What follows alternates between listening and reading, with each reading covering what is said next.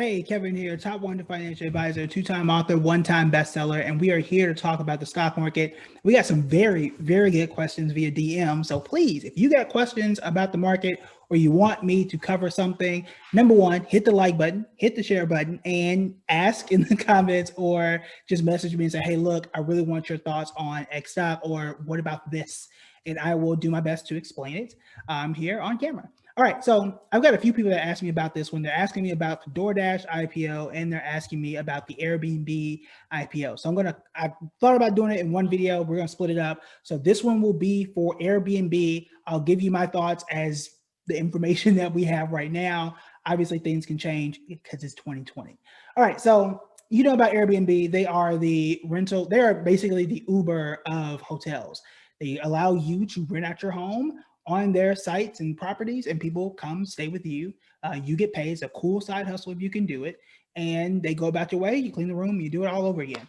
I like Airbnb as a customer, and if I owned a home or a rental property, I would definitely love it for that too. Airbnb is great for that type of stuff, except in 2020 where people aren't traveling that much and bookings are down between 30 to 70%, depending on what time frame you're looking at. They're down meaning like losing money. I think around $300 to $400 million this year. I'm sorry, they lost 300 million last year, so they're already losing money. It's not a company that's profitable just yet, and they're losing $700 million this year as of what we know from January to September. So they're losing more money than what they did last year. New companies do lose money. It's actually okay in the first few years. It's less money than Uber had been losing. They were losing billions of dollars per quarter, which is not good at all.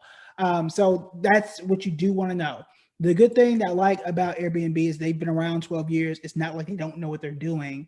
Been around long enough to kind of understand what's going on. Now, ideally, we would have loved for them to go public before now, because this is like literally the worst year for you to go public. In fact, what we can do with Airbnb that we might not be able to do with other companies is compare it to other travel like companies. So a lot of us think that they don't have a competitor. They kind of do. Their competitor is hotels, but they also have some other competitors.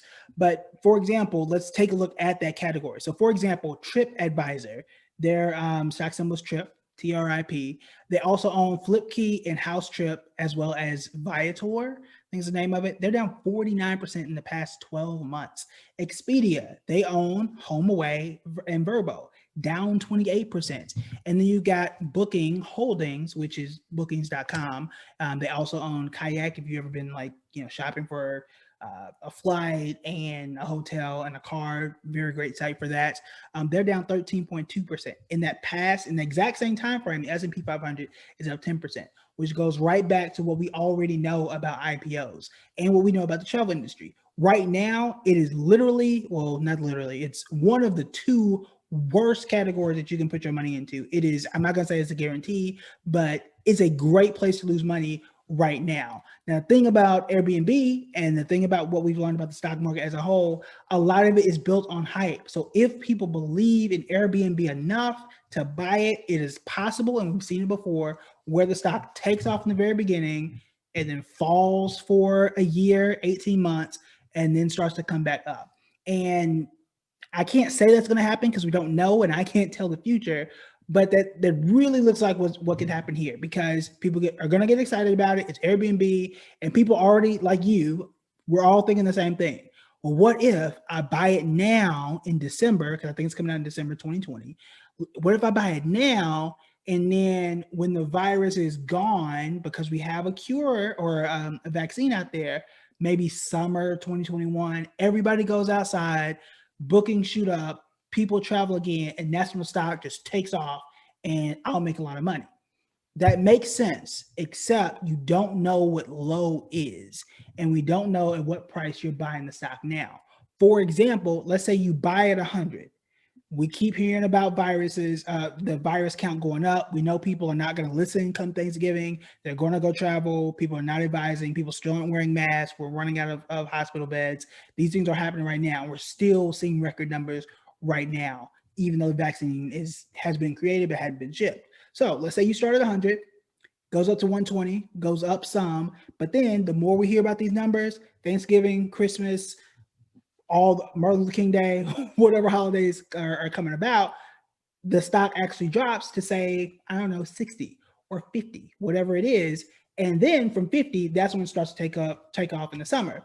Well, here's the thing. Well, if you bought it 100 and it shoots up from 50 to 75, great if you bought it at 50, not all that great if you bought it at 100. It could take forever to get back to 100. We don't know. So that's the thing, is the timing piece. If you get it from the very beginning, that may not be the best price for you to get it. And I can't tell you what price to get it because I don't know what price it's going to start at, and we still don't know. It's just so much unknown when it comes to Airbnb. So this is why I'm definitely sitting on the sidelines for, just because of this is directly COVID related, not so much with Snow or GoodRx, because those were like on the side, they were going to do what they were going to do with or without COVID. So you want to be very, very careful there. I will say, for example, you heard, and we did a video about this, of how Facebook was that first year. It's almost like 18 months when they went public, and it was terrible for Facebook. And now Facebook is mentioned with Google and Amazon and Apple as being like the top dogs when it comes to the stock market. It wasn't like that first year. Uber just broke even from their IPO last year. And when I say like just broke even, I'm talking like, I think it was November 2nd. That was it. And they went public like last summer, and they just now like got over the hump. I really don't expect Airbnb to be like a Zoom, and Zoom had taken off, but that's not every stock. Snow, when we talked about Snow earlier, we did an entire thing about it. It's one that I broke the rule investing in. They're only up 5%. That ain't great. It's a lot of stuff that could have got you 5% over the past 2 months. So we'll see.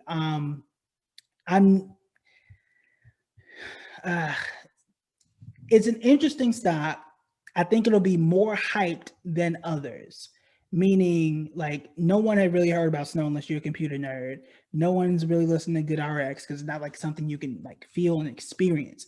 You can experience Airbnb. I remember some of my best vacations involving an Airbnb. So it could do well based on that, but I'm not 100% sure. And I know for a fact the logic in me says it's COVID. It should, in theory, fall like everything else. So it is a high risk, and we don't know the reward yet. Now, in 5, 6, 7 years, I think you might be all right. You might be all right. But if you do it, you got to know. You got to know that it's going to be a long ride, because we've seen this happen with Facebook. Didn't start off all that great. Uber didn't start off all that great until like 2 weeks ago.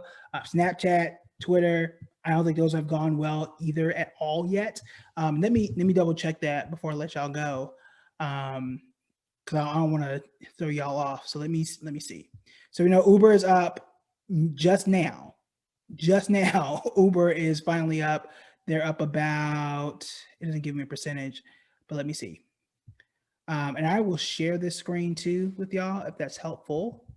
So give me a second. All right, let's hit the share button. That way we can all see the same stuff. And then we'll be done for today. All right, there we go.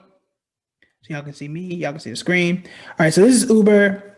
As you can see, when we started out at Uber at this level, about $41, and they're just now at 48. And I don't know what happened on it was October 26th. But that's when things, and you can see here on the 2nd, that's when things really took off for whatever reason. And there's no guarantee it's going to stay there. All right, so let's compare that to some of the other stocks we were talking about. Twitter. And Twitter's been public for a little bit longer. Twitter's up now. I don't know if it's going to show me the max since it's based on Uber. So we'll have to flip this over. But you guys get the point. Twitter hadn't necessarily done well.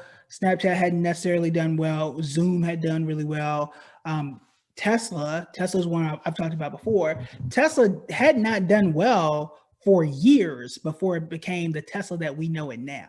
So if you go back, Twitter's been around since 2014, or it's been public since 2014.